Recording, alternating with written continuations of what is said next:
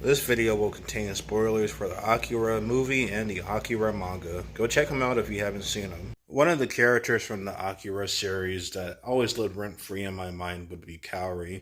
You see, her fate is so tragic, and she doesn't really have many analysis videos on her or that big of a Wikipedia article.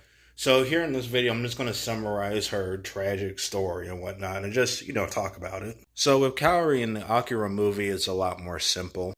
Kaori goes to the same school with Tetsuo and hangs out with his clique. Kaori's boyfriend is the delinquent Tetsuo. Unfortunately, Tetsuo doesn't really treat her well, but, that's how kids are at that age.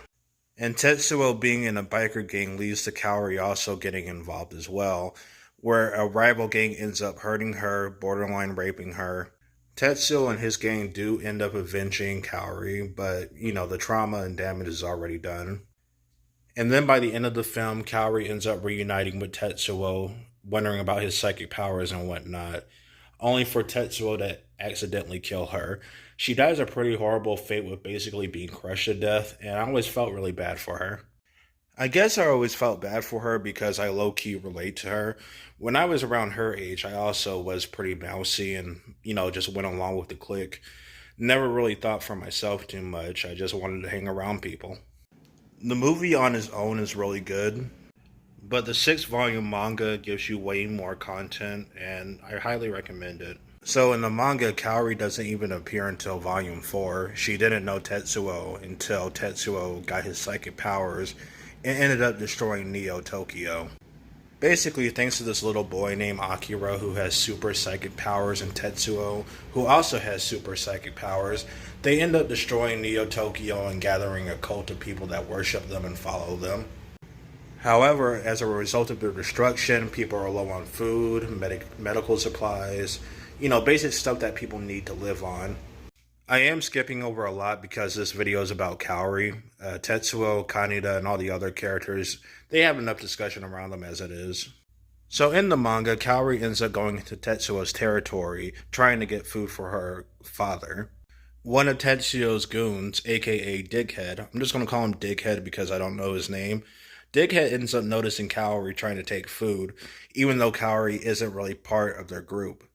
Dickhead ends up coercing Kaori into going back to their lair, where she can become a sex slave for Tetsuo. There's unfortunately 2 other girls who are also sex slaves, and they're not expected to survive this because basically Tetsuo is going to have them OD on drugs. During the orgy, 2 of the girls die while Kaori does survive because she didn't bother taking the pill. As a result of this, instead of using Kaori as a sex object, Tetsuo uses her as a source of comfort, and she also has a job of babysitting Akira.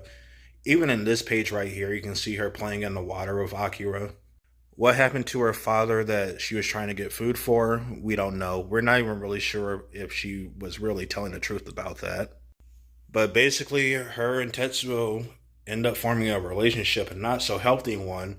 However, Tetsuo does rely on her for comfort whenever he's trying to comb over his drug addiction or whenever his psychic powers are causing him pain and headaches and whatnot. And Kaori doesn't really complain about that. So then some more plot stuff happens and Tetsuo ends up losing control of his power. He tries to get Kaori to leave and go away. Kaori does try to run away.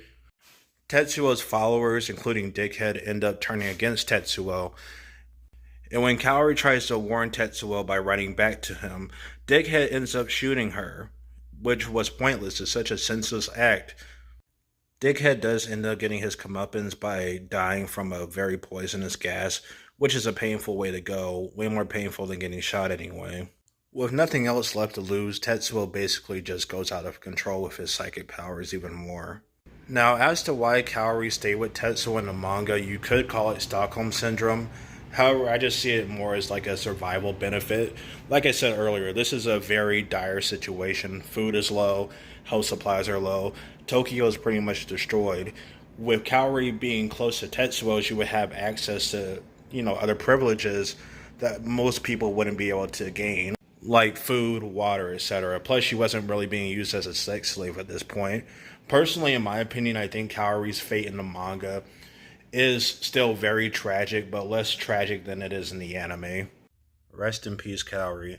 Sorry it took so long for somebody to do a video about you.